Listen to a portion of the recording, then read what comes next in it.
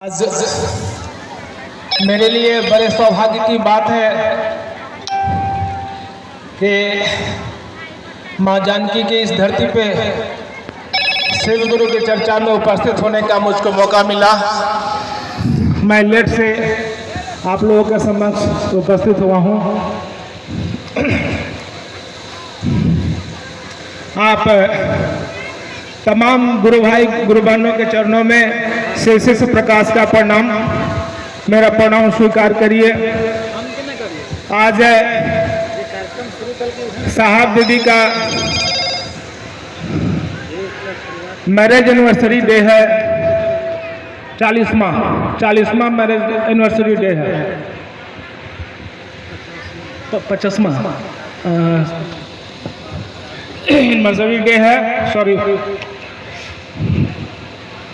देखिए बहुत चर्चा आप लोग सुने हैं, अब कहने को कुछ रह नहीं गया है, फिर भी आप हम सब जानते हैं कि महेश्वर शिव सर्वोच्च गुरु हैं, उनसे बड़ा गुरु इस संसार में हुआ ही नहीं। गुरु शिष्य परंपरा की शुरुआत शिव से ही शुरू हुआ, तभी आज कोई गुरु है, तभी आज कोई शिष्य है। लेकिन अनजाने कारणों से लोगों ने शिव के गुरु स्वरूप को वेद पुराण के पन्नों में दबा के रख दिया, उनके गुरु स्वरूप को उजागर नहीं किया। पहली बार हमारे वरेण्य गुरु भराता साहब श्री हनीन्द्रानंद जी इस बात को कहना प्रारंभ किए हैं कि शिव मेरे गुरु हैं, शिव आपके भी गुरु हो सकते हैं। जो घर घर के बाबा हैं, जिनकी पूजा हम लोग खानदान दर खानदान से भोला के रूप में, महादेव के रूप में, महामृत्युंजय के रूप में करते आ रहे हैं, वह बाबा गुरु हैं। उनका आप सहजता से शिष्य बन सकते हैं, कोई बंधन बर्जना आरोपित नहीं है, न जाति का, न धर्म का, न लिंग का, न भेद का, न काला का, न गोरा का। हर एक व्यक्ति शिव को गुरु बनाने के लिए सहज पात्रता धारित करता है। देखिए सारा खेला मेरा का है, न तंत्र का है, न मंत्र का है, न साधना का है, न उपासना का है, सारा खेला मेरा का है। जिस दिन आपका मन समझ लेगा ना कि शिव मेरा गुरु, वहीं से गुरु का खेला शुरू। मैं भी शिव को हताशा और निराशा की स्थिति में शिव को गुरु बनाया था, आज मेरा जीवन ब्राइट हो गया, बहुत ही सुंदर हो गया। मात्र एक बात मेरे जहन में उतर गया, शास्त्री का महोत्सव में मैं खूब जाता था। पहले 2 दिवसीय कार्यक्रम होती थी, पहले मैं खूब जाता था। मैं महोत्सव में ही सुना था साहब शरीफ के मुख से कि शिव के सानिध्य में रहने वाले का कभी अहित हुआ ही नहीं, इतिहास गवाह है, इतिहास साक्षी है। मात्र यही वाक मेरे जहन में उतर गया। मेरा मन समझा कि जब मरना ही है तो शिव का नाम ले लेके मरेंगे, ऐसे भी मरना है वैसे ही मरना है, तो नाम लेके मरेंगे तो और अच्छी बात होगी। देखते हैं क्या होता है,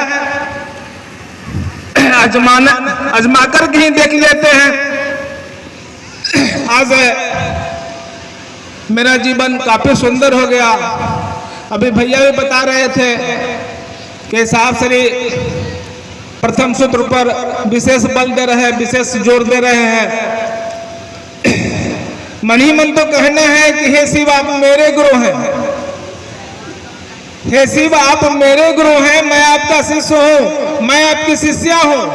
यह बात जब बारंबार हम कहेंगे तो यह विचार मन में घनीभूत होगा, बहुत होगा। जैसा ही बहुत होगा, शिव गुरु के प्रति शिष्यभाव उत्पन्न हो जाएगा, शिष्यभाव जागृत हो जाएगा। शास्त्री शिष्यानुभूति के माध्यम से कहते भी हैं कि शिव शिष्यता के विचार की आवृत्ति का व्यक्ति के मन में घनीभूत होना शिव गुरु के प्रति शिष्यभाव जागृत करता है, शिष्यभाव उत्पन्न करता है। आपके पास यदि शिष्यानुभूति हो तो आप उलट करके देख लेंगे। प्रथम सूत्र की व्याख्या में शास्त्री कहते हैं, द्वितीय सूत्र में शास्त्री कहते हैं कि गुरुदया प्राप्ति का सबसे सरल और सुगम साधन है शिव गुरु की चर्चा। गुरु से यदि आप दया लेना है, कोई काम करवाना है, तो जान लीजिए शिव चर्चा में वह बल है कि आपका काम हो जाएगा। मैंने अनुभूत किया है, आप भी अनुभूत कर सकते हैं। और अस्थाई शिष्य भाव जगाने का अनोखी विधा है यह। जैसे एक मास्टर बच्चे को जब चलता है पढ़ाने के लिए, तो उस टीचर को बच्चे की पुस्तक की कोई बात याद नहीं रहती, लेकिन पढ़ाते पढ़ाते, समझाते समझाते, बताते बताते एक दिन ऐसा होता है कि उस बच्चे की पुस्तक की बात उस टीचर को याद हो जाती है। उसके लिए उसको प्रयास करने की आवश्यकता नहीं पड़ती, याद करने की जरूरत नहीं पड़ती। समझाते समझाते, पढ़ाते पढ़ाते, बताते बताते उसको याद हो जाता है। ठीक उसी प्रकार से जब आप दूसरे को बताने चलेंगे कि हे शिव मेरे गुरु हैं, शिव आपके भी गुरु हो सकते हैं, बताते बताते, समझाते समझाते एक दिन ऐसा होगा कि आपका मन समझ लेगा कि शिव मेरा गुरु है। जिस प्रकार से आपका मन समझता है ना कि ये मेरे पति हैं, 10,000 आदमी के बीच में भी आपके पति रहेंगे तो आप पहचान लेंगे। आपका मन समझता है कि ये मेरा पति है, ये मेरा बेटा है। चप्पल कहीं उतार करके रख दिए होंगे, आप जब चर्चा में से निकलेंगे तो अपना चप्पल आसानी से आप खोज लेते हैं ना, यही चप्पल मेरा है, यही जूता मेरा है ना। इतना आपको पहचान है, पकड़ है कि ये मेरा है, क्योंकि आपका मन उसको, चप्पल को पकड़ चुका है, जूते को पकड़ चुका है कि ये मेरा ही है, मेरा ही सामान है। ठीक उसी प्रकार से यदि मन पकड़ लेना कि शिव मेरा गुरु, गुरु का खेला शुरू, गुरु का खेला शुरू हो जाएगा। गुरु आप पर ऑपरेटिव हो जाएंगे, क्रियाशील हो जाएंगे, काम होने लगेगा, दुख दर्द कमने लगेगा, दुख दर्द मिटने लगेगा, जीवन सुंदर होने लगेगा। तीसरे सूत्र में है कि आप अपने गुरु शिव को प्रणाम करिए। भाई किसी को गुरु बनाइएगा, किसी को मास्टर बनाइएगा तो आप तो स्वाभाविक है कि उसको प्रणाम करना चाहिए। साहब श्री कहते हैं कि जो गुरु को प्रणाम नहीं कर सकता, जो पुत्र अपने पिता को प्रणाम नहीं कर सकता, वह पुत्र हो ही नहीं सकता। जो शिष्य गुरु को प्रणाम नहीं करता, वह शिष्य हो ही नहीं सकता। ठीक है, इसलिए आप प्रणाम करिए, मन ही मन तो करना है। चलते फिरते आप कर सकते हैं। जैसे मैं मुजफ्फरपुर से भी बाइक से आ रहा था, रास्ता में कौन काम, बाहर रास्ते ले महादेव दे महादेव, ले महादेव दे महादेव, मैंने या तो महादेव से मैं दया मांग रहा था या महादेव को प्रणाम कर रहा था।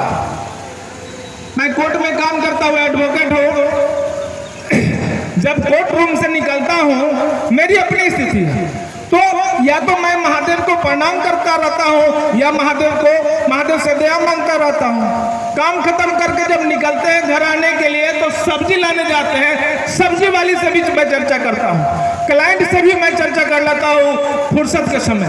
काम नहीं है, काम हो गया तो भर रास्ता में महादेव की बात कर देते हैं, महादेव मेरा चर्चा भी हो गया, महादेव का काम भी हो गया। ठीक है, तो शिष्य वही है जो गुरु के आदेश का अक्षरशः पालन करे। ठीक है, इसीलिए भाई बहनों, आप लोग से भी मेरे प्रार्थना है करबद्ध आपके चरणों में कि आप लोग भी महादेव का काम करें। करने में कोई बाध्यता नहीं। अरे दैनिक कार्य में उसको सम्मिलित कर लेना है, कुछ अलग से तो कुछ करना है नहीं। जो जिस काम को करते हैं आप, जिस पेशा में हैं, उसी में इसको सम्मिलित कर लेना है। दैनिक कार्य में ही सम्मिलित कर लेना है गुरु कार्य को।